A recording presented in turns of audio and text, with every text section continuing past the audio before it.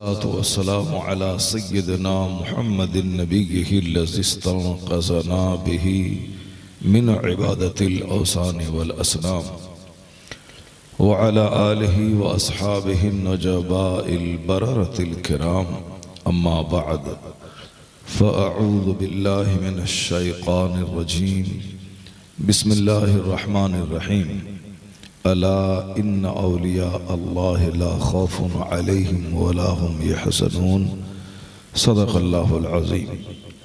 एक बार सारे लोग मिलकर दरूशी पढ़ें। अल्लाहुम्मा सल्लि अला सय्यिदना व मौलाना मुहम्मदिन करम व आलिहि व बारिक व सल्लिम सलातन व सलामन अलैका या रसूलल्लाह। आवाज़ थोड़ी और तेज़ कर दो नदीम, आवाज़ तेज़ करो। वो नदीम जिस महफिल में आप और हम बैठे हुए हैं, इस महफिल में दुनिया की बातें कम होती हैं, आखिरत और जन्नत की बातें ज़्यादा होती हैं। यहाँ से उठने के बाद हाथ में पैसे नहीं होते, अलबत्ता गुनाहों की बख्शिश का परवाना हाथ में होता है। यहाँ आने के बाद बिजनेस आदमी का नहीं बढ़ता है, लेकिन दीनी फायदा यह होता है कि यहाँ बंदे को सुकून और चैन मिलता है, और यही सबसे बड़ी दौलत है। आज उसी दौलत से दुनिया महरूम है। दिलों को सुकून और चैन मिले, यही सबसे बड़ी ख्वाहिश और सबसे बड़ी तमन्ना लोगों की होती है। लेकिन उस सुकून की तलाश में लोग गलत रास्ते का सिलेक्शन करते हैं। कोई पियानो बजा के सुकून तलाश कर रहा, कोई रात भर एलईडी टीवी पे निगाहें जमा के सिनेमा देख के एंजॉय करना चाहता है, सुकून हासिल करना चाहता है। कोई शख्स क्रिकेट का मैच खेलकर या कोई उस मैच को देखकर सुकून हासिल करना चाहता है। कोई शराब पीकर चाहता है कि जिंदगी का मजा मिल जाए। लेकिन आप आए दिन ये बात सुनते होंगे कि फलां फिल्म में एक्टर जहर खा के मर गया, फलां क्रिकेटर वो अपने घर से बाल बच्चों से भाग गया, फलां शख्स दरिया में कूद के मर गया, फलां अरबपति अपने बाल बच्चों समेत एक दूसरे को गोली मारकर अपने आप को हिलाक कर लिया। आए दिन खबरें मिलती हैं कि फलां साहब की बाईपास सर्जरी हो गई, 10 लाख रुपए खर्च हो गए। अगर सिनेमा देखने से सुकून मिलता तो आज तो 90% लोग सिनेमा देखते हैं। सबों को बिल्कुल मजे की जिंदगी गुजारनी चाहिए। अगर क्रिकेट देखने और खेलने में मजा मिलता जिंदगी का, तो आजकल तो 90% लोग खेल तमाशे में लगे हुए हैं, तो उसे जिंदगी का खूब मजा मिलना चाहिए था।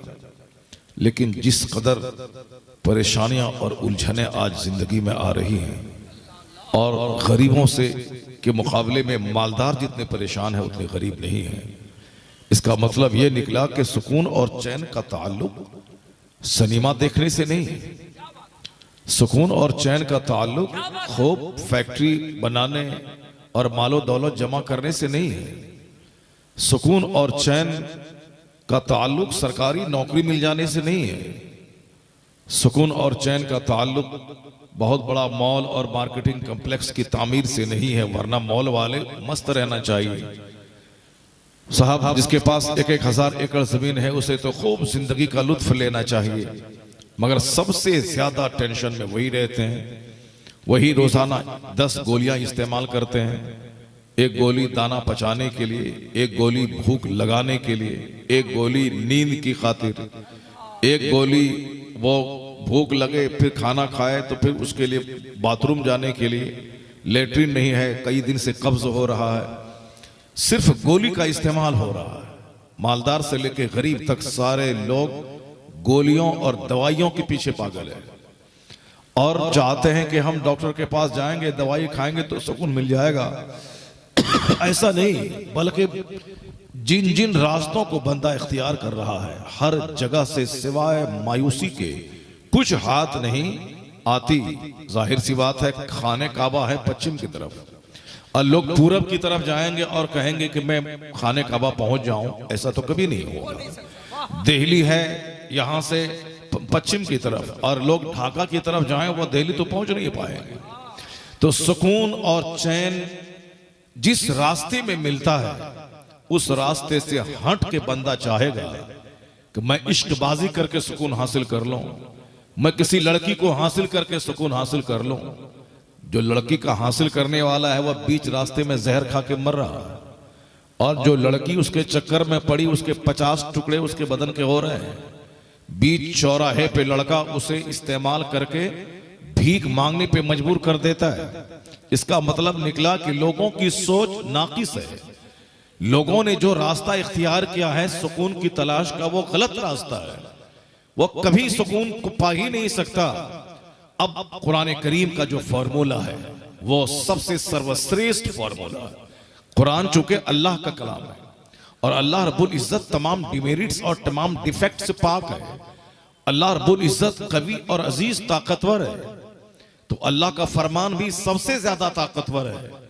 इसलिए बंदा कमजोरी का पुतला है। ये चाहे कितना बड़ा फिलोसोफर हो, साइंटिस्ट हो, हकीम हो, बड़े तबीब हो, डॉक्टर हो, मगर ये इंसान कमजोर है, ये कमजोरी का पुतला है। इसलिए अल्लाह रब्बुल इज्जत की बात के मुकाबले में किसी बंदे की बात को रखी ही नहीं जा सकती है, क्योंकि अल्लाह तबारक व तआला सारी कमजोरियों से पाक है, तो उसकी बात भी तमाम कमजोरियों से पाक है।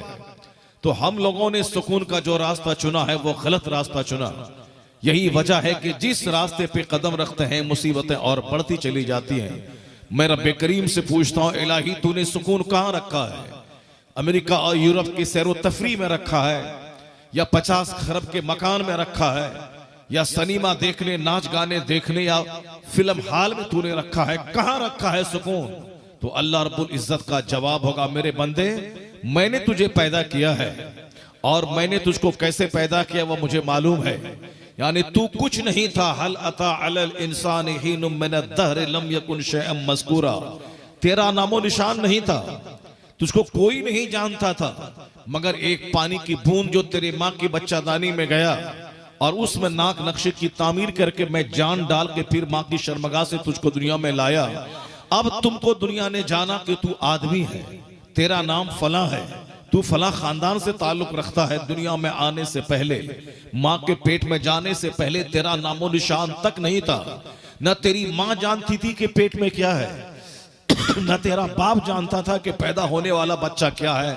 यानी एक दौर ऐसा गुजरा कि तेरा नामो निशान तक नहीं था, मगर मैंने तुझको पैदा किया और मैंने तुझको आंख में रोशनी दी, मैंने जबान में कुव्वते गोयाई दी, मैंने बदन में ताकत दी, मैंने खूबसूरत तुम्हारा जिस्म मैंने तेरे हवाले किया, मैंने खाने के लिए रोजी तुझको दी, मैंने ऑक्सीजन दिया, मैंने तेरे लिए हवा का इंतजाम किया, मैंने तेरे सर पे आसमान का शामियाना बना दिया ताकि तेरा दिल वहशत से फट न जाए। ये सारी नेमतें तुम्हारे लिए है। मैं तू कुछ नहीं था मगर तू खूबसूरत इंसान बन के दुनिया में आया। अब तेरा चर्चा हो रहा है कि तू फला का बेटा है, तू फला का भतीजा है, तू फला का पोता है, तू फला का शौहर है, तू फला का भाई है, तू फला का दोस्त है। एक जमाना वो था कि तुझको कोई नहीं जानता था। एक जमाना वो आया कि अब तेरे सारे रिश्तेदार तेरे इर्द गिर्द हैं। तो फिर रिश्तेदारों में तुम गुम होके सुकून तलाश कर रहा है, तुम बाल बच्चों में गुम होके जिंदगी का मजा ढूंढ रहा है। तुम क्यों नहीं उस तरफ लौटता कि जो खुदा मुझे नीस्त से हस्त किया है कि मैं नथिंग था, वो मुझे कुछ समथिंग बनाया है। तो सुकून और चैन उसी रब की तरफ से तुझको मिलेगा, ना कि ज्यादा हाथ पांव मारने से मिलेगा। तो रब को की तरफ से सुकून कहां मिलता है? अला बिज़िक्रिल्लाह तत्मइन्नुल कुलूब। जान ले के दिलों को आराम सिर्फ अल्लाह के जिक्र में मिलता है। बेशक लाजवाब। सुकून सिर्फ अल्लाह के जिक्र में मिलता है। सुकून दिल सिर्फ अल्लाह रब्बुल इज्जत की याद में मिलता है। इससे हट के बंदा चाहे वो 1000 हाथ पांव मारे, नहीं मिलेगा चैन और सुकून। आज 90% सुकून से महरूम है, सिर्फ इसीलिए कि मस्जिदें वीरान है। जो मस्जिद बुनियादी जगह है, जो सबसे बेहतरीन जगह है, जिससे बेहतर कोई जगह दुनिया में नहीं है। रसूल पाक अलैहिस्सलाम फरमाते हैं अहब्बुल बिलाद इलल्लाहि मसाजिदुहा, यानी अल्लाह के नजदीक सबसे ज्यादा जो डियरेस्ट प्लेसेस है, जो सबसे ज्यादा पसंदीदा जगह है वो मस्जिद है। मस्जिद में बंदा 2 रकत नमाज जब पढ़ता है तो उसको ऐसा लगता है जैसे 1000 बीघा जमीन मिलने से ज्यादा खुशी उसको मिल गई। मस्जिद में उसी तरह मोमिन होता है जैसे मछली पानी में होती है। मछली जब तक पानी में है मछली की जिंदगी है, मछली कूदती है, खेलती है, लेकिन जैसे ही मछली को पानी से निकाल दें मछली तड़प तड़प के मर जाती है, जान दे देती है। जबकि हम पानी में जाएं, अशरफुल मखलूकात हमें, लेकिन हम पानी में जाएं तो हमारी जान खतरे में है, जो वहां सांस लेना मुश्किल है, क्योंकि हमारे लिए ऑक्सीजन पानी में नहीं है। पानी में बंदा जाता है तो मर जाता है, लेकिन हम पानी से बाहर निकलते हैं तो हमारी जिंदगी रहती है। इसके बरखिलाफ मछली को अल्लाह ने पैदा किया, पानी के अंदर उसको ऑक्सीजन मिलती है, पानी के अंदर वो सांस लेती है मछलियां, पानी में वह बादशाह है, पानी में मछली रानी है, पानी में उसकी मस्तियां हैं। पानी से बाहर निकाल दें, आप अपने घर में उसको ले आए, सोने के मकान में उसको रख दें, चांदी के प्याले में उसको रख दें, लेकिन मछली तड़प तड़प के मर जाती है। क्योंकि मछली के लिए सुकून सोने का घर में नहीं मिलता, मछली को ऑक्सीजन चांदी के प्याले में नहीं मिलती, मछली को ऑक्सीजन कई लाख रुपए के ढेर पे नहीं मिलती, मछली को ऑक्सीजन नदी में मिलती है, मछली को ऑक्सीजन पानी में मिलती है। पानी से हट के मछली तड़प तड़प के जान दे देती है। ठीक उसी तरह अल्लाह ने इस इंसान को पैदा किया, ये अशरफुल मखलूकात है। ये अगर आग में जले, आग में जाए तो मर जाए, ये अगर पानी में के अंदर जाए सांस न ले सके तो मर जाए। तो आदमी कहां इसके जिंदगी का मजा मिलेगा? वहां जहां वाफिर मिकदार में ऑक्सीजन मिलती हो, जहां वो सांस ले सकता हो, वो जमीन पर, जमीन के नीचे नहीं, जमीन के ऊपर। तो जमीन के ऊपर सबसे बेहतरीन जगह अल्लाह ने मस्जिद बनाई है कि मस्जिद में गरीब भी जाए तो वह बादशाहों जैसा सुकून अल्लाह उसको देता है। मस्जिद में 2 रकत नमाज अदा करे, कई करोड़ रुपए कमाने के बाद वो दिलों को आराम नहीं मिलता जो आराम अल्लाह के जिक्र में मस्जिदों में मिला करता है, जो सजदे में मिला करता है। तो मस्जिद में मोमिन ऐसा ही है जैसे मछली पानी में है तो मछली की जिंदगी है, पानी से निकल जाए तो मछली मर जाती है। उसी तरह मोमिन की जिंदगी मस्जिद में है, अल्लाह के जिक्र में है। मोमिन की जिंदगी की सारी रंगीनियां अल्लाह की याद में है, हालत सजदा में है। जब तक मोमिन का रिश्ता मस्जिद से जुड़ा था, जब तक मोमिन का रिश्ता खुदा की याद से जुड़ा था, उस वक्त तक यह सूखी रोटी खा करके भी 90 साल की सेहतमंद जिंदगी गुजारता था। मोमिन की जिंदगी जब तक मस्जिद से वाबस्ता थी, समाज में चोरी का नियम और निशान नहीं था, समाज में जिनाकारी की वारदात नहीं थे, समाज में एक दूसरे की इज्जत पे हमला करने वाला कोई इंसिडेंट नहीं होता था। लेकिन जब से मस्जिद से रिश्ता हमारा कमजोर हुआ, हमारा सीना भी सुकून से महरूम हुआ, हमारे बाल बच्चे भी तरबियत से महरूम हुए, समाज क्राइम का अड्डा बन गया। हर तरफ लड़ाइयां हैं, हर तरफ झगड़े हैं, हर तरफ इंतशार है, हर तरफ बेशुमार सफरिंग्स कंडीशंस है, हर तरफ मिजरेबल सिचुएशन मौजूद है। आज इन तमाम चीजों के हल के लिए कोई डॉक्टर के पास दौड़ रहा है, कोई फिल्म के एक्टर के पास दौड़ रहा है, कोई नेता पर मर रहा है कि सारे मसाइल का जिम्मेदार यह नेता है। फला नेता था तो वो अच्छा काम किया था, उससे जिंदगी में बहारें थी, ये नेता आ गया तो जिंदगी की सारी मस्तियां खत्म हो गई। सच्ची बात ही कि कोई दुनिया का नेता वह सड़कें बना सकता है, वह पानी बिजली का इंतजाम 24 घंटे कायदे से कर सकता है, वह स्कूल और कॉलेज बना सकता है, वह हर तरफ ITI कॉलेज बना सकता है, वह तमाम बच्चों को ग्रेजुएट बना सकता है। और एक गवर्नमेंट से उम्मीद ही क्या रहती है? वह पानी का इंतजाम करे, वह बिजली का इंतजाम करे, वह गरीबों के पुख्ता के मकान का इंतजाम कर दे, वह साहब 24 घंटे बिजली का इंतजाम कर दे, वह दंगा फसाद नहीं होने दे, वह तमाम निजाम को चुस्त और दुरुस्त बना दे, मार्केटिंग सिस्टम अच्छा हो जाए। मैं कहता हूं गवर्नमेंट अगर सोने का घर भी हर आदमी को बना दे और हर सड़कें सोने की बना दे, मगर गवर्नमेंट सुकून कहां से देगी? गवर्नमेंट के पास चैन कहां है? उसके पास तो पानी है, उसके पास बिजली का मैनेज है, उसके पास सड़कें हैं, मगर सुकून देना ये गवर्नमेंट का काम नहीं है। चाहे वो मोदी जी की गवर्नमेंट आ जाए, मगर बंदों को सुकून कभी वो नहीं दे सकती है वो गवर्नमेंट, चाहे कांग्रेस की गवर्नमेंट आ जाइए चला जाए, फिर भी सुकून का संबंध न किसी कांग्रेस की गवर्नमेंट से वाबस्ता है। चाहे हमारे घर में 50 करोड़ रुपए आ जाएं, मगर सुकून उस रुपए में नहीं है। जिसके पास खरमों का घर है उसे तो मस्त रहना चाहिए, मगर वो आपसे ज्यादा वो जिंदगी के तनाव में मुब्तला है। पता ये चला सुकून न किसी गवर्नमेंट की तब्दीली में है, सुकून न भाजपा के पास है, सुकून न आरएसएस के पास है, सुकून न बंबई में नाचने गाने वाले फिल्म एक्टर के पास है, और सुकून न मकान के बना देने, नौकरी के ले लेने और बाल बच्चा पैदा करने में सुकून है। सुकून यही है कि जिंदगी की ये आरजी चीजें हैं, घर मकान, मगर असल में बंदा सुकून उस वक्त पाता है रहे उसके पांव में टूटी चप्पल, रहे उसके बदन में पैबंद वाला कपड़ा, वो रहे अपने घर में नमक रोटी खाए, लेकिन उनका दिल अगर सेटिस्फाइड है, वो अगर मुतमईन है, उसके दिल में सब्र और कनात है, उसके दिल में खुदा की याद, खुदा का जिक्र है, तो गरीबों की झोपड़ी में अल्लाह बादशाहों से ज्यादा सुकून और चैन अता फरमा देता है।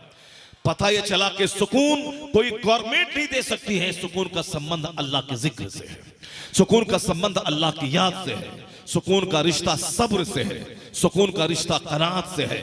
इसलिए जिंदगी में ज्यादा बेचैनी की आग में मत जलाइए अपने आप को, ज्यादा नाचने और गाने की कोशिश मत कीजिए, और ज्यादा उलझने लड़ाई झगड़े की कोशिश मत कीजिए, और ज्यादा बड़बोलेपन से काम मत लीजिए कि हम बड़े हैं, हम फला हैं, हम चिला हैं, हमारे पास ढेर दौलत है।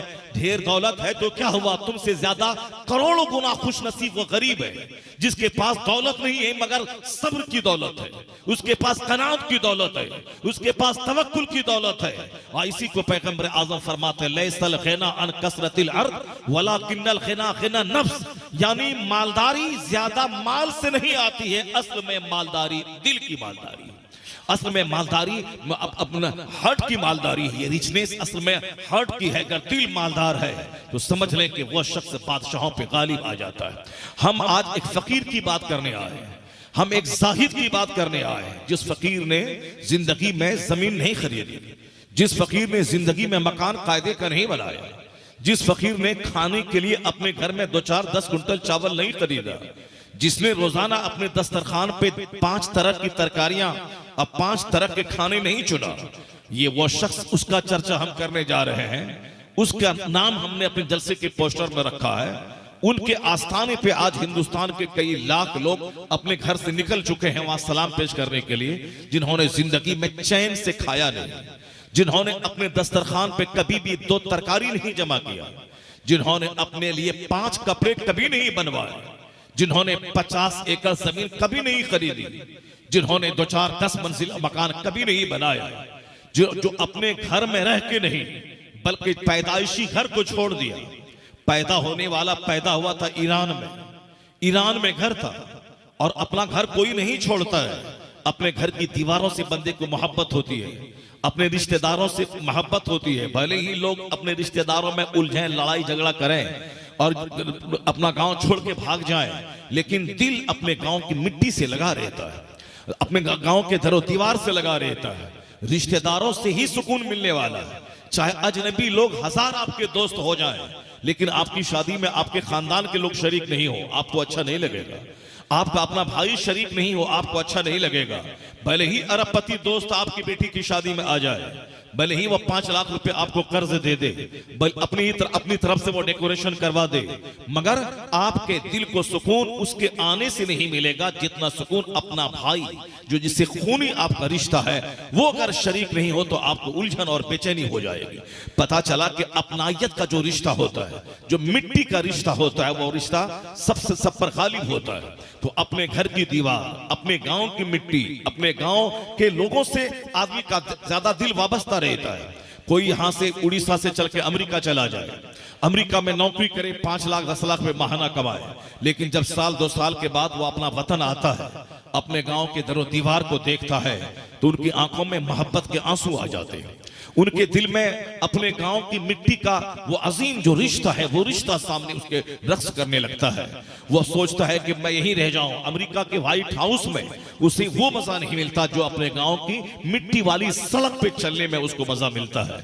बहुत सारे लोग जो हिंदुस्तान छोड़ के बाहर गए, लेकिन जब भी वो अपने वतन आते हैं उनकी आंखों में आंसू के कतरे होते हैं। कभी जनरल परवेज मुशर्रफ जो पाकिस्तान का सदर हुआ करता था, लेकिन जब वह हिंदुस्तान आया, दिल्ली में वो जगह जहां वो पैदा हुआ था और जहां उनके खानदान के लोग रहते थे, उन जगहों को जब देखा उनकी आंखों में आंसू के कतरे आ गए। अपनाइयत का एक अजीम अटूट रिश्ता उनके दिल में आने लगा। यानी जहां वो पैदा हुआ था, अगरचे यहां रह नहीं सकता है क्योंकि वो पाकिस्तान में बहुत बुलंदी हासिल कर ली, वो अजीम मनसब पे फाइज था, वो सदर पाकिस्तान बना हुआ था, लेकिन अपने गांव की, अपने शहर, अपने पैदाइशी वतन की मिट्टी से प्यार था। साफ लफ्जों में अगर आपकी बेटी की शादी यहां से भद्रक में होती है, अगर आपके गांव का कोई फकीर आदमी उसके दरवाजे पे मांगने जाता है, तो उस फकीर को देखने के बाद अपना गांव याद आ जाता है।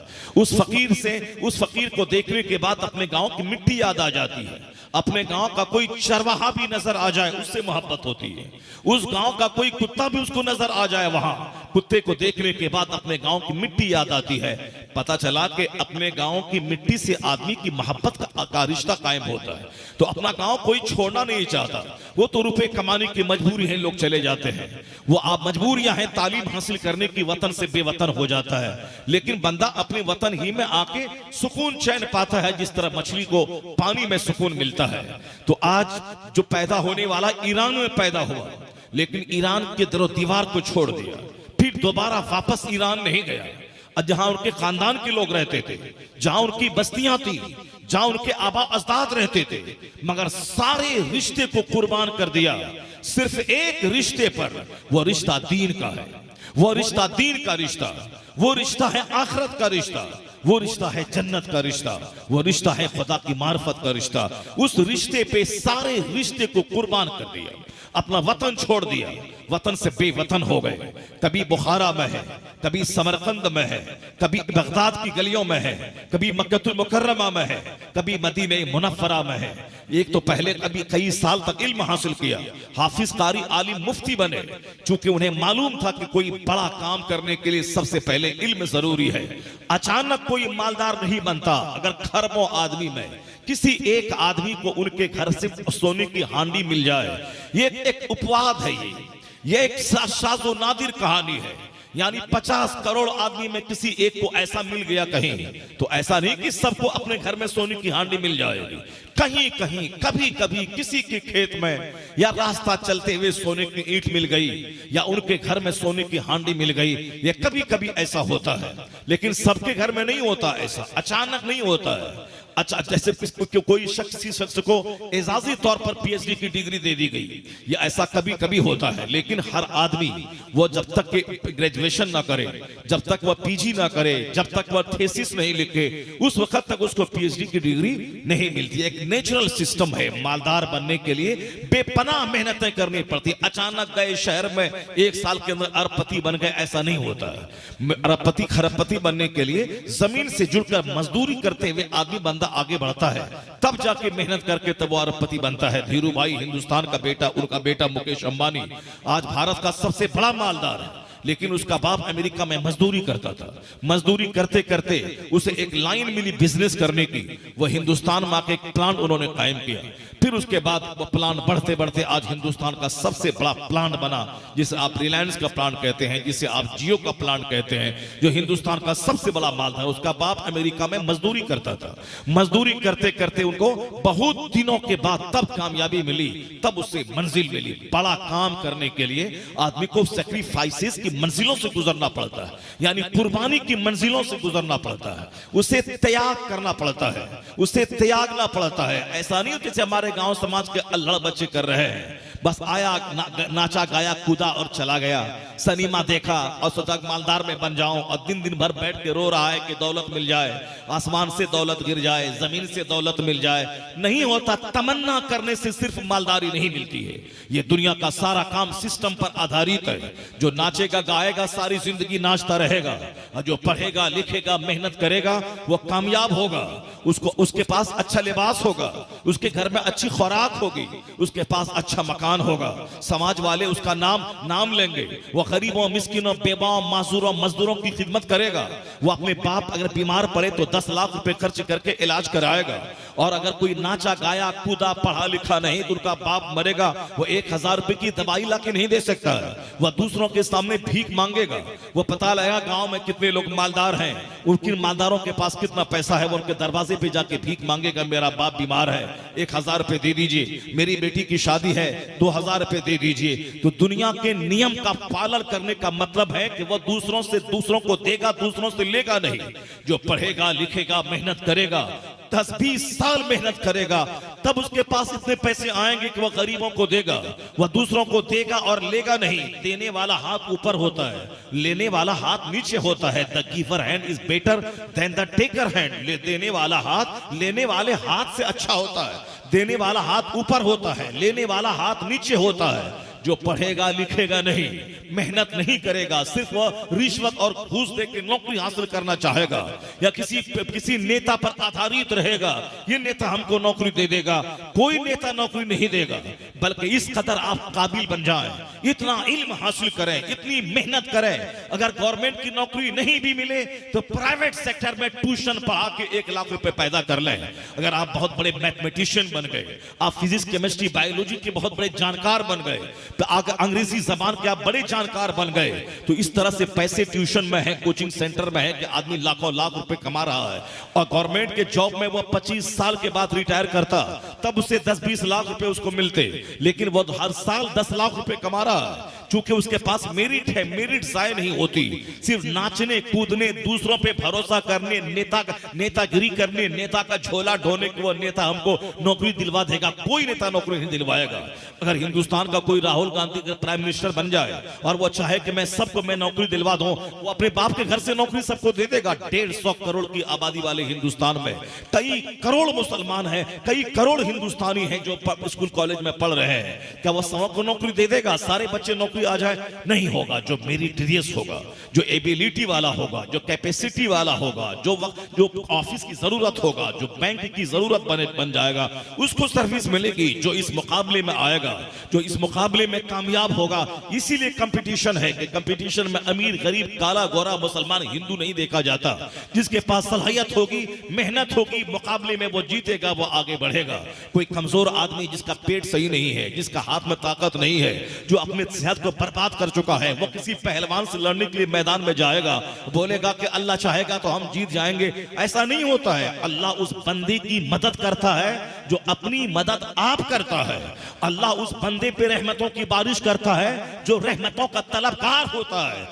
अल्लाह की रहमतें उसकी तरफ चल के आती हैं जो खुदा की रहमतों की जुस्तजू में अपने घर से चलता है।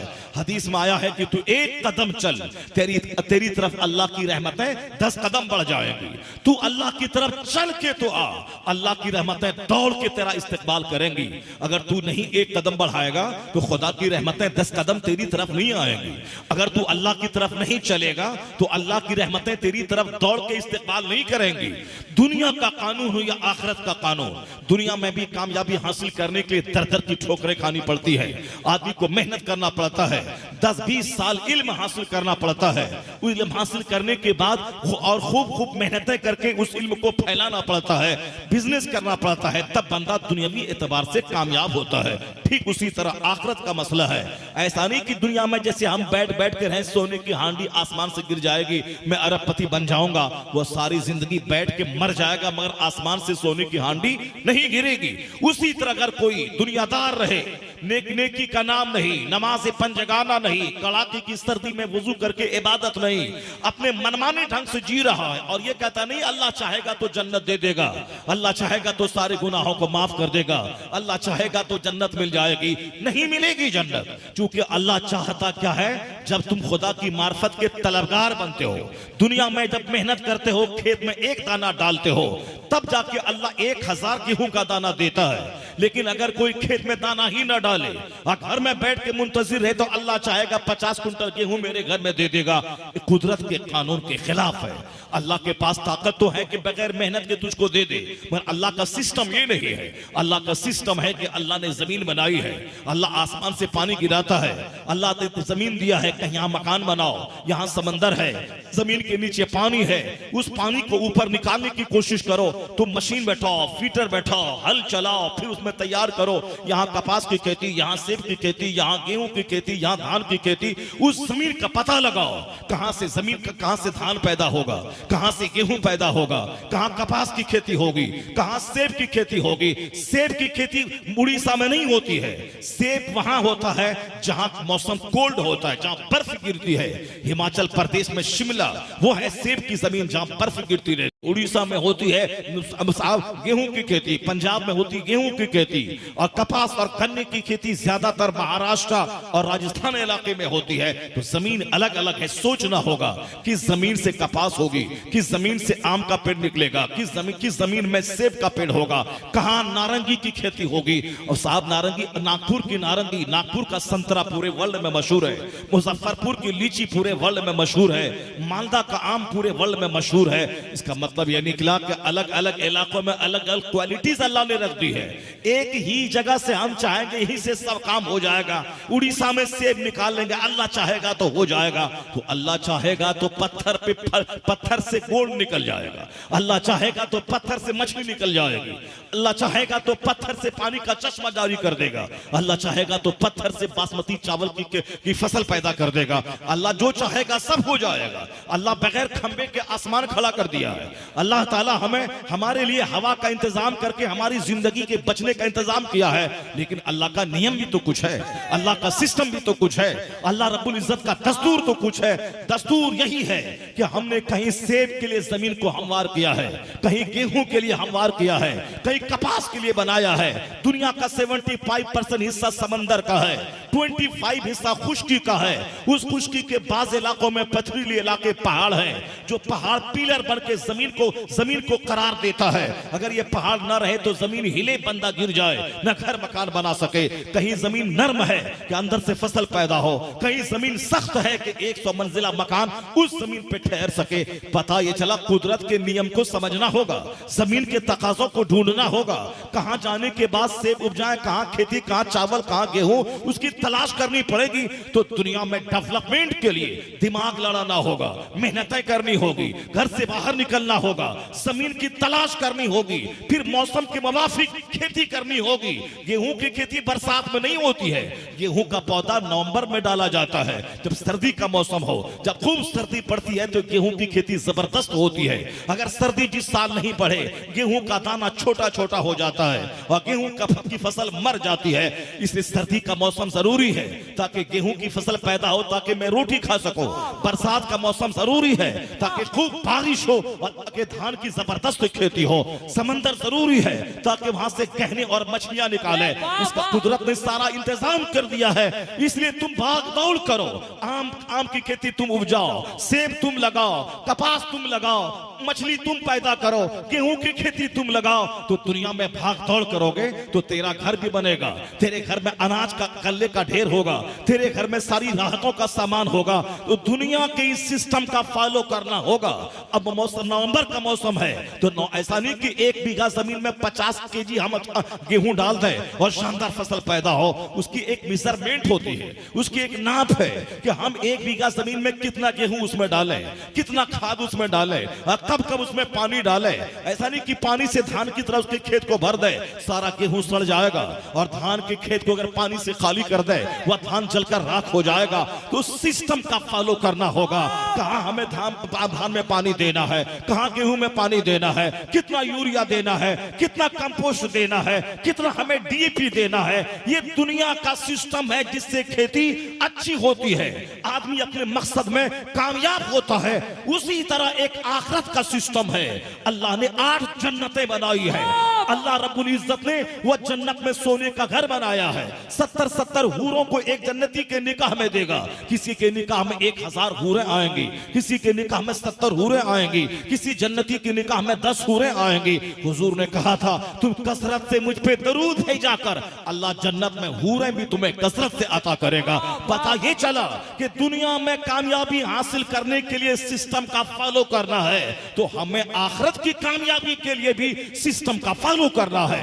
रमजान का जब महीना आए उस महीने में रोजा रखना है। जब अल्लाह माल दे फौरी हज करना है। साल जब लग जाए माल की ज़कात निकालनी है। और रोजाना 24 घंटे जो अल्लाह हमें बेहतरीन ऑक्सीजन दे की जिंदगी देता है, उस रब की खातिर 24 घंटे में 5 टाइम उस रब आला को सजदा करना है। रात भर गहरी नींद लेने के बाद सुबह बाजार जाने से पहले, दुकान जाने से पहले मस्जिद जाना है, ताकि जिस रब ने 8 घंटे की गहरी नींद लेने का मौका दिया, पहले उस रब को सजदा करो, फिर खेत जाना है। पहले उस रब को सजदा करो, फिर दफ्तर जाना है। उस रब को सजदा करो, उसके बाद खेत खलियान और ऑफिस में जाना, दुकान खोलना है। तो जो मस्जिद ना जा करके पहले दुकान चला जाए, जो मस्जिद ना जा करके पहले ऑफिस चला जाए, रात के 2-2 बजे तक मोबाइल चलाए, फजर के टाइम में सोया रहे और दिन के 10 बजे उठे और नाश्ता करके दुकान चला जाए, अल्लाह की कसम उस दुकान में कभी बरकत ना होगी। अगर माल मिल भी गया तो कभी सुकून नहीं मिलेगा। उसके बाल बच्चे तबाह हो जाएंगे, उसकी जिंदगी का आराम खतरे में पड़ जाएगा। जो फजर की नमाज न पढ़ के दुकान खोले वो बरकतें अल्लाह मिटा देता है।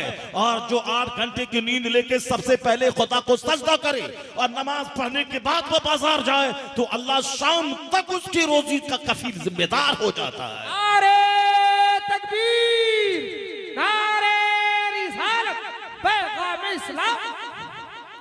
जिस तरह दुनिया का सारा काम एक सिस्टम से रिलेटेड है, उसी तरह आखिरत का काम भी एक सिस्टम से रिलेटेड है। वह सिस्टम से रिलेटेड है कि हर महीने में रोजा फर्ज नहीं है। रोजा फर्ज है सिर्फ रमजान में। जैसे हर जगह सेब की खेती नहीं होती, कश्मीर में होती है। हर मौसम में धान नहीं होता, हर मौसम में गेहूं की फसल नहीं होती, उसी तरह हर मौसम में रोजा फर्ज नहीं है। रोजा फर्ज है माह रमजान में। माह रमजान माह कुरान है। उस महीने में कुरान नाजिल हुआ है। उस महीने में शबे कद्र है। वह महीना हुजूर आका अलैहिस्सलाम इबादत के लिए मखसूस कर लिया करते थे। इसलिए अल्लाह रब्बुल इज्जत ने 12 महीने में एक महीना अपने बंदों को दिया कि रोजाना 5 टाइम नमाज तो 12 महीने पढ़ना है, साल के 360 दिन पढ़ना है। मगर माह रमजान में कुछ नमाजें हैं जो अलग से पढ़ना है, ताकि यह महीना इबादत का महीना बन जाए, यह महीना सजदों का महीना बन जाए, यह महीना तिलावत का महीना बन जाए। इस महीने में मसरूफियात काट करके अपने सीनों को रोशन करने का जरिया वह महीना बन जाए। भूखा प्यासा रहकर अपने सीने का घमंड भी दूर कर दिया जाए, अपने नफ्स, अपने सीने को चमकाया जाए, अपने मैदे को आराम दिया जाए, किडनी और गुर्दे और मसाने को भी 15 घंटे भूखा रख के रिलीफ दिया जाए। तो और जब एक महीना रमजान का खत्म होगा, रूहानियत भी पुख्ता हो जाएगी और एक महीना भूखे रहने की वजह से सेहत कामिल भी मिल जाएगी। अल्लाह चाहता है तू सेहतमंद भी रह, अल्लाह चाहता है तू जन्नत में जा, अल्लाह चाहता है कि तू सेहतमंद रह। सेहतमंद रहने का नुस्खा ये नहीं है कि खूब ढेर खाते रहे 24 घंटे, नहीं नहीं। सेहतमंद का नुस्खा ये है कि बंदा कम खाए, कम बोले, कम सोए। सेहतमंद रहने का शानदार नुस्खा है कम बोलना, कम खाना और कम सोना। कम सोना सेहतमंद रहने के लिए जरूरी है। 8-8 घंटे, 10-10 घंटे, 12-12 घंटे नहीं सोना है। अल्लाह वाले 3 घंटे सोते थे, अल्लाह वाले 2 घंटे सोते थे, कोई 6 घंटे सोते थे। रात का 3 पार्ट कर देते थे। 12 घंटे की रात होती है तो 4 घंटे इबादत के लिए खास कर देते थे और 4 घंटे नींद के लिए खास कर देते थे और बाकी 4 घंटे अपने बाल बच्चों के लिए खास कर देते थे। बीवी के हुकूक हैं, माँ बाप के हुकूक हैं, उसकी खातिर। और दिन में भी 4 हिस्से कर डालते थे। एक हिस्सा इबादत के लिए, एक हिस्सा कामकाज करने के लिए, एक हिस्सा अपने रिश्तेदारों और बीमारों माजूरों की खिदमत के लिए। ये अल्लाह वाले थे जो अपने पूरे 24 घंटे की एक सिटिंग होती थी, एक रूटीन उसकी होती थी, उस रूटीन के मुताबिक वो जीते थे। आज हमारे पास कोई रूटीन नहीं है, जब चाहा खा लिया और जब चाहा सो लिया। अब जो मुंह में आया बक दिया, जैसा चाहा दिमाग में सोच लिया। ना सोचने की कोई लिमिट है, ना बोलने की कोई लिमिट है और ना किसी दूसरों से मिलने की कोई लिमिट है। जब मन में आया जिसके घर पे चले गए, न पूछा न जांचा, न मिलने का टाइम, घर पे चले गए, जैसा चाहा बोल दिया, झूठ बोल दिया, गीबत कर दिया, चुगलखोरी कर दिया, जो मुंह में आया कर दिया, दूसरों की इज्जत खराब करने वाली बातें बोल दिया। यानी ना बोलने की कोई लिमिटेशन है, ना सोने की कोई लिमिटेशन है। जागा तो रात भर जाग गया, सोया तो 2-4 दिन रात सोता रह गया, भूखा है तो 2 दिन भूखा रह गया, खाया तो बिल्कुल गले तक खा करके 10 दिन पाखाना पेशाब करता रहा। यानी कोई काम एक रूटीन के तहत नहीं है। इस्लाम चाहता है कि तेरा सारा काम एक रूटीन के तहत हो। 8 बजे जोहर की नमाज फर्ज नहीं है, 11 बजे जोहर की नमाज फर्ज नहीं है, 10 बजे जोहर की नमाज फर्ज नहीं है। फजर की नमाज के बाद जोहर तक पूरे 8 घंटे काम करने के लिए अल्लाह ने दिए, ताकि खेत में जाओ, दुकान में बैठ जाओ, स्कूल कॉलेज जाओ। उसके बाद जब दोपहर में तेरे बदन को खाने की चाहत होती है और दोपहर में कैलूला करना चाहिए 10-20 मिनट सही, ताकि 8 घंटे काम करने के बाद बदन को रिलैक्स मिल जाए, थोड़ा आराम मिल जाए। वह कैलूला का कानून 1400 साल पहले मुस्तफा जान रहमत ने दिया था। आज भले ही हिंदुस्तान के लोग कैलूला ना करें, अमेरिका में कंपलसरीली दोपहर के वक्त में दुकानें बंद हो जाती है। आधा घंटा ही सही लोग आराम करें, ताकि 8 घंटे काम करने के बाद वो आधा घंटा के रिलैक्स हो जाना, फिर आगे 8 घंटे काम करने के काबिल ये बदन बन जाता है। दोपहर में 10 मिनट की नींद वो बहुत रात के 2 घंटे की नींद के बराबर हो जाती है। अगर रात में नींद में थोड़ी सी कमी हो तो दोपहर में 10 मिनट 20 मिनट आधा घंटा मैक्सिमम 1 घंटा सो जाए, या 1 घंटा सो जाना क्षतिपूर्ति कर देता है। दोपहर की नींद को कैलूला कहते हैं। ये कैलूला का सिस्टम अमेरिका में आज नाफिज हुआ। हिंदुस्तान के धीरे धीरे बाद शहरों में ये सिस्टम नाफिज हो रहा है। दोपहर के वक्त में 10 मिनट के लिए सही मगर रिलैक्स करना है, आराम करना है, कैलूला करना है। इसलिए मैं कहता हूं मुसलमान, सिर्फ नमाज रोजे हज और ज़कात का कानून मुस्तफा नहीं दिया है, ये तो बेसिक फार्मूला है। बुनियल इस्लाम अला खम्स, Islam is based on 5 pillars. इस्लाम की इमारत ही 5 खंभों पे खड़ी रहती है। यानी टेस्टिफाइंग करना है, गवाही देनी अल्लाह एक है, मुस्तफा हमारे रसूल है, नमाज पढ़ना, रोजा रखना, ज़कात देना और हज करना, ये 5 पिलर हैं इस्लाम के। मगर इस करोड़ों कानून और ज़ाब्ते हैं। एक अखलाकमंद सिविलाइज्ड जिंदगी गुजारने के बहुत सारे ज़ाब्ते होते हैं। ये तो बेसिक पिलर है जिस पर छत खड़ी रहती है। बाकी डेकोरेशन, ऑर्नामेंट्स, आराइश और सजावट, जिसकी बोली अच्छी होगी उसके दोस्त ज्यादा होंगे, समाज में इज्जत होगी। जो अच्छा सब ये कपड़ा पहनेगा समाज में इज्जत वाला कहलाएगा। जो अपना सारा काम रूटीन के तहत करेगा लोग उसे अपने लिए मॉडल मान लेंगे। ये 5 खंबा है, यानी 5 पिलर है। मगर बेशुमार बातें हमारी जिंदगी की सजावट के लिए जरूरी है, वो सारी बातें खोल खोल कर मुस्तफा ने बयान फरमा दी है। तो हमें जिस तरह नमाज के रोजे से हटकर कैलूला की बात मुस्तफा ने की है कि कीलू फइन्ना शैतान ला यकीन, हुजूर कहते हैं कैलूला किया कर, शैतान कैलूला नहीं करता है। यानी तुम फजर के टाइम में उठा है, उसके बाद से तू काम में लग गया है, अब जोहर के टाइम में तू थोड़ा सा कैलूला कर ले, रिलैक्स हो जा, ताकि दोबारा फिर काम करने की ताकत तेरे बदन को हो जाए। तो जब कैलूला का टाइम तुझे मिले और खाना खाने के लिए पेट में ईंधन चाहिए और दोपहर का खाना चाहिए, तो जो रब खाना दिया है पहले उस रब को सजदा चाहिए। जो रब कैलूला का कानून दिया है उस रब को सजदा चाहिए। तो सुबह से लेकर जोहर तक खूब काम कर, और जब बदन में को फ्यूल चाहिए दोपहर में, तो फ्यूल देने वाले, सूरज की रोशनी देने वाले, बदन देने वाले, बदन में जान देने वाले, ताकत देने वाले खुदा को सजदा कर ले। उसी का नाम नमाज जोहर है। नमाज जोहर भी हो जाएगी और कैलूला भी हो जाएगा, और दोपहर का खाना तेरे बदन में फ्यूल और ईंधन भी चला जाएगा। उसके बाद 3-4 घंटे काम करने के और तू काबिल बन जाएगा। इस्लाम वो खूबसूरत मजहब है, अगर तुमने इसका करीब से मुताला कर लिया तो तेरा ना कोई बाप बोलेगा कि क्रिश्चियनिटी अच्छी है,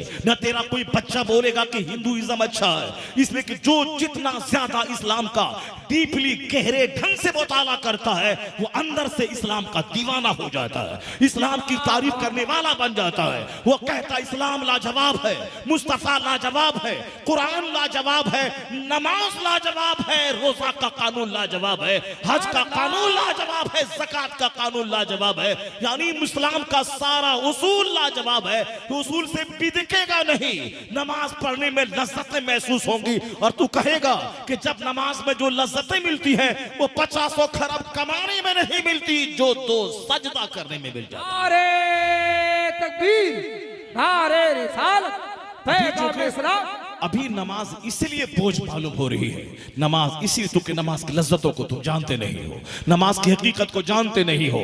अभी जो लज्जतें हैं सोने में, जो लज्जतें हैं मोबाइल चलाने में, जो लज्जतें हैं झूठ की महफिल गर्म करने में, जो लज्जतें हैं मारे मारे फिरने में, जो लज्जतें हैं सिनेमा देखने में, खेल और तमाशा देखने में, उसे क्या कहेंगे आप? लोग अपना कारोबार बंद करके साहब क्रिकेट का मैच देख रहा है और अपना पैसा खर्च करके वो अहमदाबाद जा रहा है, लखनऊ जा रहा है, कलकत्ता के स्टेडियम में जा रहा है मैच देखने के लिए अपना पैसा खर्च करके। जो मैच खेलने वाला खिलाड़ी है उसको तो पैसा मिलता है, उसको तो लाखों करोड़ों मिलते हैं। मैच हार जाए तो भी उसको करोड़ों की कार मिलती है, अब मैच जीत जाए तो फिर क्या है, वारे नियारे है, इज्जत भी है, शोहरत भी है, वाहवाही भी है, माल भी है, सब मिलता है। वो तो नाचा गाया, फुटबॉल फेंका, क्रिकेट तमाशा किया, पैसा मिला, 10 करोड़ की कार मिल गई। मगर तुम जो अपनी दुकान बंद करके उसका तमाशा देखा, क्या मिला तुमको? क्या मिला? तेरे हिस्से में क्या आया?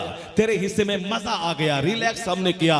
वो कौन सा रिलैक्स है जो अपना पैसा खर्च करके दुकान बंद करके गया, दूसरों का तमाशा देखा और चला आया? वो रिलैक्स नहीं, रिलैक्स है कि एक बार देखा और मजा मिल जाए जिंदगी में, गम दूर हो जाए और सीने को सेटिस्फैक्शन मिल जाए, मगर नहीं मिलता है। खेल तमाशे में सुकून मिलता है। हमारा बच्चा खेल तमाशा देख के अपने दुकान बंद करके माली नुकसान उठाता है, वह खेल तमाशा देख रहा है, नहीं है सुकून उसमें, चैन उसमें। अल्लाह ने जो नमाज का सिस्टम दिया है, वक्त पे सो जाना, वक्त पे सुबह उठना, फिर दोपहर तक काम करना, दोपहर में नमाज पढ़ना, खाना खाना, उसके बाद असर तक काम करना, फिर कारोबार की भीड़ के वक्त में अल्लाह को सजदा करना, फिर आसमान के सूरज के डूब जाने के बाद खुदाए वाहिद को सजदा करना जो अल्लाह हमें दिन दिया। अब जो अल्लाह रात दिया है ताकि मैं आराम करो, उस रब को सजदा है। फिर बिस्तर पे जाने से इशा की नमाज, फिर 8 घंटे की गहरी नींद, उसके बाद सबसे पहले फजर की नमाज। जो पांचों नमाजों से वक्त की पाबंदी सीखता है, पंक्चुअलिटी सीखता है, तो उसमें हेल्थ का राज भी है। एक तो वक्त की पाबंदी भी है और दूसरी सेहत और तंदुरुस्ती भी है कि हमें 5 टाइम नमाजें पढ़ने से हमारे सीने को तकवियत मिलती है, हमारे बाजू को ताकत मिलती है, हमारे घुटने और टखने का जो मटेरियल और जो ग्रीस खत्म होता है, वो नमाजों की बरकत से वो ग्रीस दोबारा बनने लगता है। हमारी आंखें तवाना होती है, हमारी जबान गोंग की होने से बच जाती है, हमारा ब्रेन 90 साल की उम्र में भी काम करता है। तो नमाज सेहत भी देती है और नमाज पंक्चुअलिटी भी सिखाती है, नमाज हमें जन्नत भी दिलाती है, नमाज हमें नूर और बुरहान भी का जरिया भी होती है। बेनमाजी के चेहरे का नूर छीन लेता है, बेनमाजी की रोजी की बरकतें अल्लाह खत्म कर देता है, बेनमाजी की औलाद से फरमाबरदारी खत्म हो जाती है, बेनमाजी की आंख जहरीली हो जाती है, वो अगर किसी दीवार पे देखे तो दीवार टूट जाती है। जिस घर में 10 बेनमाजी हो और शिकायत करे कि हमारे घर में बरकतें नहीं है, मौलाना हमें तावीज दे दीजिए, आम का पेड़ लगा के तावीज डालने से सेब नहीं निकलता। उसी तरह नमाज़े पंजगाना छोड़कर और तावीज लेके वहां सुकून और वहां नजात का रास्ता नहीं मिलता है। जिस तरह हमें आम के लिए आम का पेड़ लगाना होगा, उसी तरह सुकून के लिए हमें नमाज़े पंजगाना पढ़ना होगा। जिस घर में औरतें नमाजी हो, जिस घर में मर्द नमाजी हो, एक तावीज कोई नहीं पहने, 50 तावीज एक तरफ, नमाज़े फज्र की 2 रकात नमाज एक तरफ। लाजवाब लाजवाब, जिंदाबाद। मुस्तफा कहते हैं रकाअतल फज्र खैरु मिनद दुनिया व मा फीहा। फजर की 2 रकात नमाज दुनिया व्हाटएवर इज इन इट, जो कुछ दुनिया में है सबसे बेटर है फजर की 2 रकात नमाज। मगर ये नमाज चूंकि हमको बोझ मालूम होती है, इसलिए कि हमने नमाज की अहमियत को नहीं जाना है, हमने फिल्म की अहमियत को जाना है, हमने मोबाइल में व्हाट्सएप चलाने की अहमियत को जाना है। चाहे एक टाइम रोटी मिले ना मिले, मगर पैसा बचा करके उसमें साहब रिचार्ज करवा देना है और दिन भर बैठ करके व्हाट्सएप चलाना है। व्हाट्सएप चलाने वाला वो बनाने वाला बना दिया और हम उसमें अपने आप को उलझा करके 24 घंटे अपनी सेहत को बर्बाद करने का सामान करें। हम उसमें नाच गाने को देखें, हम उसे गंदी सोहबतों को देखें और हम उसको देखने के बाद वैसा ही एक्टिंग अपनी जिंदगी में करने लगे। और जब एक्टिंग करें तो फिर जिंदगी और सेहत से हाथ धो बैठे, औलाद की बरकतों से हाथ धो बैठे। जब औलाद हाथ से निकल जाए, जब बाल बच्चे हाथ से निकल जाए, जब बीवी हाथ से निकल जाए, जब शौहर हाथ से निकल जाए, तब बीवी डफली बजाती है, मौलाना के पास मेरा शौहर दूसरी औरत के चक्कर में पड़ गया। शौहर डफली बजाता है कि मेरी बीवी बोलती है कि हम तुम्हारे साथ नहीं रहेंगे और हमको तलाक दे दो। आए दिन तलाक का मुतालबा जारी हो रहा है। जब दूसरे मर्दों से संबंध होता है तब तलाक का मुतालबा ज़बान पे आता है, वरना शौहर के पास आदमी को जो चैन मिलता है वो माँ बाप के घर में नहीं मिलता है। औरतों के लिए जन्नत तो शौहर का घर है, माँ बाप से बड़ा मर्तबा औरतों के लिए शौहर का मर्तबा है। और शौहर की मर्जी के बगैर वह माँ बाप को रात में देखने के लिए नहीं जा सकती है। ये शौहर का मकाम है। शौहर राजी तो अल्लाह राजी, शौहर नाराज तो अल्लाह नाराज। मगर यहाँ शौहर से तलाक का मुतालबा बढ़ रहा है। क्यों मुतालबा बढ़ रहा है? क्योंकि फिल्मी कल्चर आम हो रहा है, मोबाइल चलाया जा रहा है, मोबाइल में फिल्मी कहानियों को अपनी जिंदगी में प्रैक्टिकल के तौर पर दोहराया जा रहा है। इसीलिए तलाक का मुतालबा अजनबी मर्दों से दोस्ती और तलाक का मुतालबा हदीस में आया है कि जो औरत बिला वजह तलाक का मुतालबा करे उस पे जन्नत की खुशबू हराम हो जाती है। इसीलिए ये तलाक खाने पीने की कमी है, आमदनी घट गई, अब तलाक का डिमांड करना। अगर मर्द नामर्द है उस पर तो मर्द पे लाजिम है कि वो अपनी बीवी को तलाक दे दे, या फिर उसको कह दे कि मैं इलाज करवा रहा हूं, इलाज करवाए। उसके अलावा कोई दूसरा रास्ता नहीं है कि शौहर से ये तलाक का मुतालबा करे, तलाक का मुतालबा करे। खाने पीने की किल्लत हो, रहने सहने की कमजोरी हो, वह सब्र के साथ रहे। अगर आज तंगी है तो अल्लाह तबारक व तआला कल उन तंगियों से निकलने का रास्ता निकाल देगा। सब्र करे, सब्र से रास्ते निकल जाते हैं। औरतें भी सब्र करें, मर्द भी सब्र करें। जो काली कलोटी बीवी हमको मिल गई उसी को वह रानी समझे, उससे वह सब्र करे।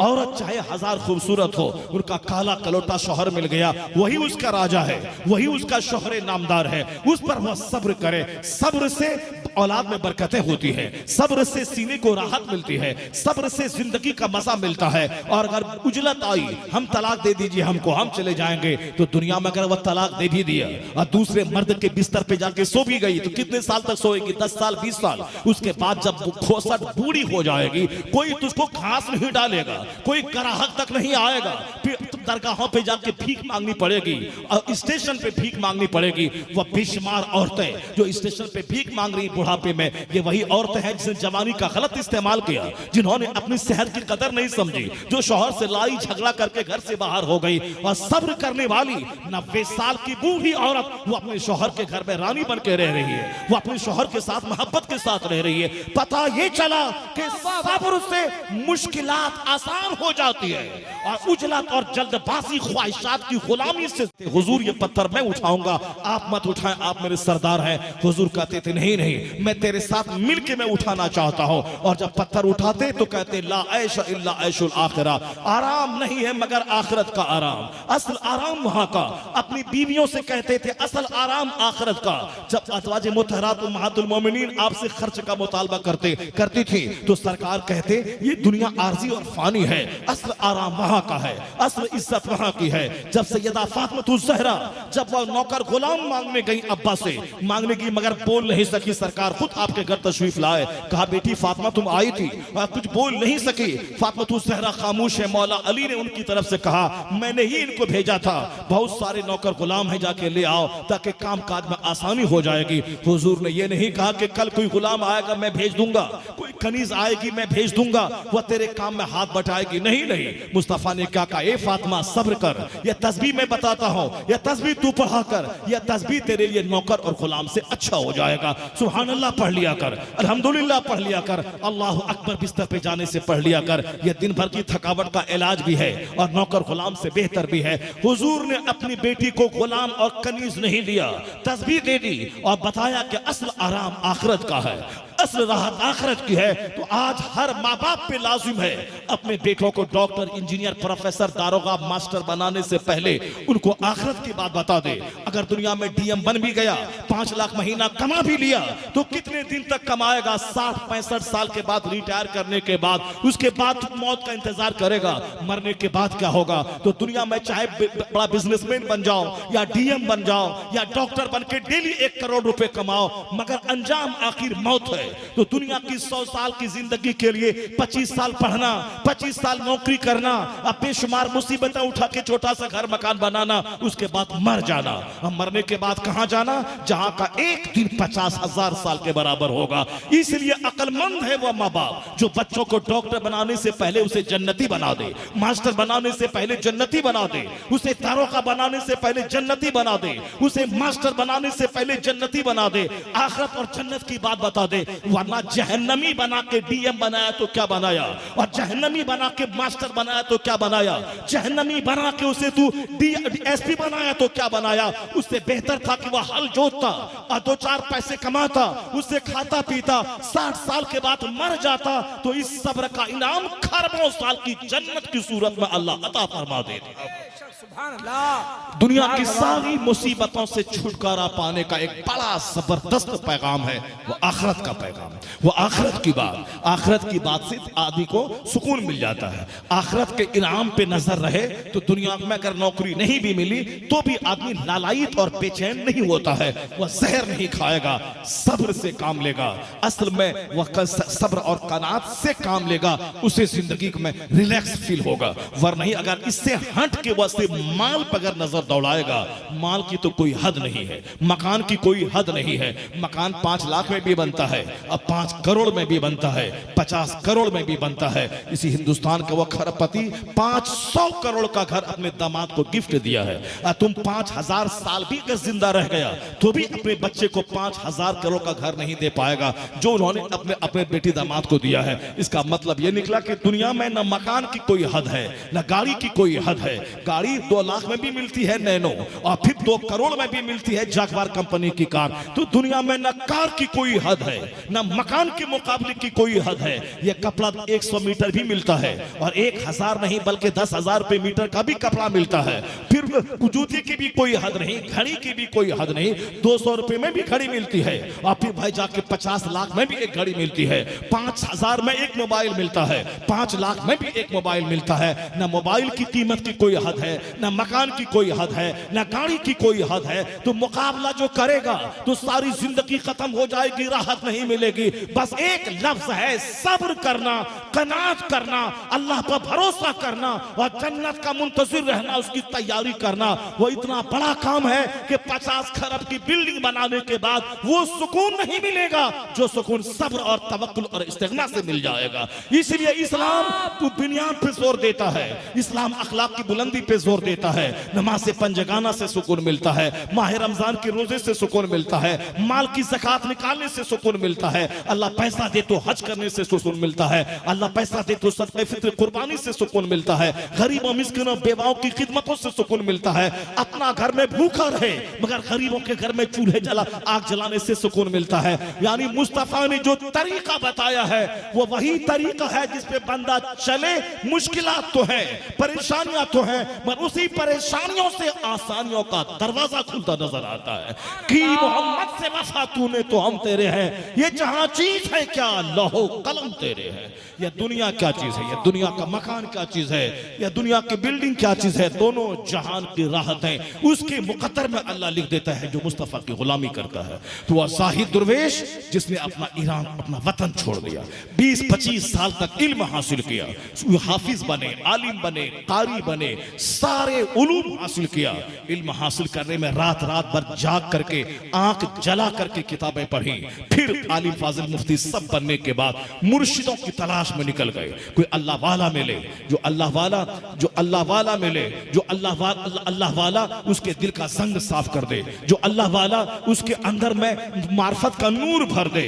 उस्मान हारूनी मिल गए, उनके साथ अपने हरमैन तैयबैन का सफर किया, फिर रसूल पाक अलैहिस्सलाम के आस्थाने पे हाजिरी दी। फिर वहां से जब इशारा हुआ तो मुल्क हिंदुस्तान आ गए। हिंदुस्तान में जमीन नहीं खरीदी, हिंदुस्तान में मकान नहीं खरीदा, हिंदुस्तान में गालियां सुनी, लोगों ने मारने की धमकी दी, लोगों ने पानी बंद कर दिया, लोगों ने शहर से निकालने की धमकियां दी। आपने गालियां सुनी, आपने के लैन तन के बोझ बर्दाश्त किए, आपने खाने पीने की बंद कर देंगे उसकी धमकी को आपने सुना, आपने सारा सितम सहा।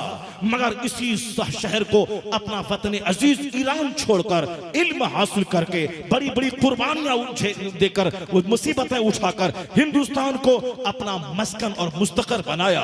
हिंदुस्तान के शहर अजमेर में बैठ गए। अब वहां मुसीबतें उठाकर गालियां सुनकर अपनी करामत, अपनी सीरत, अपने अखलाक का मुजाहरा करके उन्होंने वो दिन दिया हिंदुस्तान में। आज 90 लाख काफिरों को ईमान की दौलत दी। उसी से बढ़ता बढ़ता आज हिंदुस्तान में 40 करोड़ कलमा पढ़ने वाला।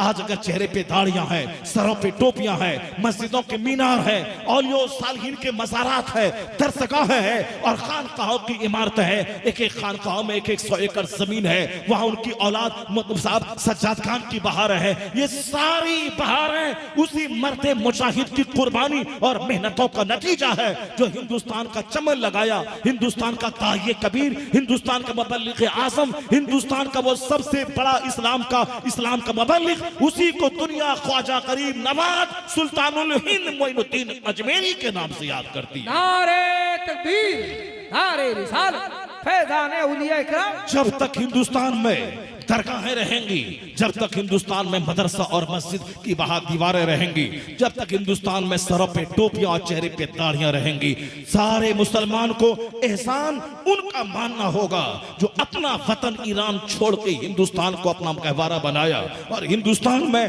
अपने लिए कुछ नहीं किया, जो कुछ किया हिंदुस्तान के लोगों के लिए किया। आज अगर हमारे पास हजारों मदरसे, लाखों मस्जिदें हैं, एहसान उसी मुबल्लिग आज़म हिंदुस्तान का है जिसने भूखा रहकर, प्यासा रहकर, दरख्त की आड़ में बैठकर, राजाओं की गाली सुनकर उन्होंने मेहनतें की। हिंदुस्तान नहीं छोड़ा। कोई दूसरा होता तो कहता यहां तकलीफें हैं, यहां मुसीबतें हैं, यहां पानी की बंदिश है, चलो चलते फिर दोबारा ईरान। नहीं, ईरान छोड़ दिया, हिंदुस्तान को मस्कन बनाया, सब्र किया तो अल्लाह ने आज वो दिन दिखाया। कितने हजार राजा आए, बादशाह आए, किसी की कब्र को कोई नहीं जानता। हुमायूं की कब्र पे जाने का इरादा किसी का नहीं होता। अकबर की कब्र कहां है कोई नहीं पूछता। बाबर की कब्र कहां है कोई नहीं जानता। वो तो बाबरी मस्जिद की वजह से लोग बाबर का नाम जानते हैं, जो इतिहास पढ़ते हैं वो जानते हैं, वरना दिल्ली हजारों लोग, लाखों लोग जाते हैं, कोई नहीं ढूंढता हुमायूं का मकबरा कहां है, बाबर की कब्र कहां है। मगर लोग कहते हैं अजमेर जाना है, सुल्तानुल हिंद के आस्थाने पे सलाम कहना है, हजारों रुपए खर्च करके अजमेर जाना है और वहां जाके सलाम पढ़ना है। हिंदुस्तान के सबसे बड़े मुबल्लिग की चौखट पे जाके अल्लाह से दुआ करनी है, उनको सलाम करना है कि सलाम हो आप पर, अपना वतन छोड़कर हमारी फिक्र आपने की। हिंदुस्तान की मस्जिदें, मदरसे, ये सब आपकी रहीने मिन्नत है, आपकी मेहनतों का नतीजा है। तो लोग राजाओं को भूल गए मगर मोइनुद्दीन अजमेरी को भूल नहीं पाए। वहां जाते हैं लाखों लोग, अपने अपने इलाकों में उनके नाम का लंगर है, उनके नाम की मजलिस है, ख्वाजा गरीब नवाज कॉन्फ्रेंस है। पता ये चला कि जो अल्लाह के दीन की मदद करता है, जो अल्लाह के दीन का काम करता है, अल्लाह उसके नाम को गुमनाम नहीं छोड़ता है, उसे अजमेर से उठा के शोहरत के आसमान पे पहुंचा देता है। जब तक हिंदुस्तान रहेगा, गरीब नवाज के बाजार पे हाजिरी होती रहेगी, फातिहा होती रहेगी, उनका चर्चा होता रहेगा। A man who dedicates his life for the sake of Allah, जो अपना जीवन अल्लाह के लिए समर्पित कर देता है। जन्नत वहां मिलती है, इज्जत यहां मिलती है, मकबूलियत यहां मिलती है। यही सिर्फ मजा ले लेना, सिर्फ लंगर खा लेना, अजमेर जाके बेटा बेटी मांग लेना, ये कमाल नहीं है। कमाल है उनकी जिंदगी से नूर हासिल करना, उनकी जिंदगी से सबक हासिल करना कि इन्होंने आलिम बने, 20-25 साल मेहनतें की। मुझे भी मेहनत करनी है, मुझे भी इल्म हासिल करना है, मुझे भी अल्लाह की खातिर अपना वतन छोड़ देना है, मुझे भी अल्लाह की खातिर रात की नींद कुर्बान कर देनी है, मुझे भी दिन का सुकून कुर्बान कर देना है। कुर्बानी कुर्बानी कुर्बानी, इसके अलावा कुछ नहीं मिलेगा। कुर्बान करना होगा, वक्त कुर्बान करना होगा, नींद कुर्बान करनी होगी, अपना टाइम कुर्बान करना होगा, अपना वतन कुर्बान करना होगा। कुर्बानी के बाद ही इनाम मिलता है, कुर्बानी के बाद ही शोहरतों के दरवाजे खुलते हैं, कुर्बानी के बाद ही अल्लाह उसको अमर बना देता है कि तुम अपने आप को मेरे लिए लुटा दिया, अब तेरा नाम लुटने से बच जाएगा, तो सदा तेरा नाम रहेगा, सदा तेरा नाम ऊंचा रहेगा। गौसे आजम ख्वाजा गरीब नवाज आला हजरत, हिंदुस्तान हम लोग खुश नसीब हैं, अल्लाह ने हिंदुस्तान में हमें पैदा किया कि हिंदुस्तान में एक तरफ गरीब नवाज है जो 90 लाख को ईमान दिया, और एक तरफ अहमद रजा खां है जो करोड़ों मुसलमानों को काफिर होने से बचाया है। और इन दोनों का मिशन लेकर उड़ीसा वाले तुम धन्य हो कि अजमेर में पढ़ के सरकार मुजाहिदे मिल्लत ने गरीब नवाज का फैजान हासिल किया, और बरेली में आला हजरत के बेटे से मुरीद और खलीफा होकर के वहां के फैजान से मालामाल हुआ। तो तुम्हारे धामनगर शरीफ में जो मुजाहिद लेटा है वो अजमेर का भी फैज उनके पास है, बरेली का भी फैज है। इसलिए उड़ीसा में रह के पूरी दुनिया में नेक नाम बनता चला जा रहा है। अजमेरी फैज भी है और बरेलवी फैज भी है, ये दोनों फैज से मालामाल है हमारे शेख मुजाहिद मिल्लत रज़ी अल्लाह तआला अन्हु। तो मुजाहिद मिल्लत का जो गुलाम होगा वो लुच्चा नहीं होगा, वो लफंगा नहीं होगा, वो लफंगा नहीं होगा, वो साहब वो बदकार नहीं होगा, वो ज़िनाकार नहीं होगा, वो घमंडी नहीं होगा, वो सिर्फ नात नहीं सुनेगा, वो तकरीर ज्यादा सुनेगा, वो कुरान ज्यादा सुनेगा, नमाज ज्यादा पढ़ेगा, सिर्फ वह कव्वाली नहीं सुनेगा, गाना नहीं सुनेगा, लुझवापनी नहीं करेगा। यह जलसा जुलूस नामो नमूद और लुच्चागिरी करने के लिए नहीं होता है। यह जलसा एक चलता फिरता मदरसा है जहां 2 घंटे की महफिल हो तो साल भर तक गांव से बलाएं भी दूर होती है, वबाएं भी दूर होती है। जहां बुजुर्गों का चर्चा होता है वहां दिलों को सुकून मिलता है, वहां आने वाली नस्लों में दीनदारी होती है। अगर तुमने नाचा गाया कूदा तो तुम्हारे बच्चे तुमसे ज्यादा नाचेंगे कूदेंगे, वो नमाज नहीं पढ़ेगा, वो मस्जिदों को नहीं बनाएगा, वो रोजा नहीं रखेगा, वो बोलेगा मेरा बाप भी नाचता कूदता था, हम भी नाचेंगे कूदेंगे। अगर तुमने सजदा किया, तुमने 5 वक्त मस्जिद दौड़ दौड़ के जाके अल्लाह को सजदा किया, शराफत और पाकिज़गी से काम लिया, हुल्लाबाजी नहीं की, तो आने वाली नस्लें तेरे लिए हाथ उठा के दुआ करेंगी कि अगर हम आज नमाजी हैं तो एहसान मेरे बाप दादे का है जिनका मैंने सजदा देखा है, मुझे सजदा का शऊर मिल गया है। आने वाली नस्लों पे रहम करते हुए तमाम लुच्चागिरी को छोड़ देना। इस्लाम दरगाहों का सिर्फ नाम नहीं है, दरगाह इसीलिए है कि उसमें अल्लाह वाला आराम करता है, और अल्लाह वाला वो होता है जो जिंदगी में कभी नमाज नहीं छोड़ता है, कभी रोजा नहीं छोड़ता है, कभी झूठ नहीं बोलता है, शरीयत के खिलाफ कदम नहीं उठाता है, वो अल्लाह वाला होता है। अब उनके मज़ार पे हाजिरी देने से हमको लगता है कि हम भी नेक बने, हम भी एक बने, हम भी इल्म हासिल करें। ये रात रात भर नमाज पढ़ते थे, हम नहीं पढ़ सकते हैं तो ईशा पढ़ें, फिर फजर के लिए उठ जाएं, तो ईशा और फजर दोनों पढ़ें। इनके लिए दुआ, इनकी वजह से अल्लाह ताला हमें रात भर की शब बेदारी का अजर अता फरमा देगा। इस्लाम इतना सिंपल और इजी मजहब है। आया है हदीस में, जो ईशा की नमाज बाजमात पढ़े आधी रात का सवाब मिलता है, और जो फजर बाजमात पढ़े उसे पूरी रात जाग कर नफल पढ़ने का सवाब मिल जाता है। मेहनत कम है, सवाब ज्यादा है। तो खाली पीर साहब का नाम मत ले, मुस्तफा का नाम ले, हदीस का नाम ले, कुरान का नाम ले, अल्लाह का नाम ले, ला इलाहा इल्लल्लाह का विर्द कर। इसलिए जब अल्लाह का नाम लेगा तो छोटी छोटी बातों में लड़ाई झगड़ा नहीं करेगा। जब मुस्तफा पे दुरूद रोजाना 2000 बार पढ़ेगा तो छोटी छोटी बातों में लुच्चागिरी नहीं करेगा। जब सहाबा कराम की जिंदगी को अपने लिए मॉडल समझेगा तो अपने पीर के नाम पे मार धाड़ नहीं करेगा, क्योंकि अल्लाह रब्बुल इज्जत की मोहब्बत सीने में पुख्ता होगी, रसूल पाक की मोहब्बत पुख्ता होगी, तो फिर सारे मसाइल में फहम और तहकीक और गौर फिक्र से काम लेने का मजाक पैदा हो जाएगा, संजीदगी पैदा होगी, लड़ाई का माहौल घटेगा, मोहब्बत का माहौल पैदा होता चला जाएगा। अल्लाह तबारक व तआला हमको और आपको सबको नेक बनने की तौफीक अता फरमाए। अल्लाह ताला हमें अपनी ज़िंदगी से तमाम बुराइयों को धीरे धीरे दूर करने और अपनी ज़िंदगी में अच्छाइयों को लाने की तौफीक अता फरमाए। अल्लाह ख्वाजा गरीब नवाज के सदक़े हमें नेक बनने, परहेज़गार बनने, एक मोमिनाना ज़िंदगी गुजारने की तौफीक अता फरमाए। आमीन। व आखिरु दाअवाना अल्हम्दुलिल्लाहि रब्बिल आलमीन। अस्सलामु अलैकुम व रहमतुल्लाहि व बरकातुहू। खूबसूरत खिताबत, खूबसूरत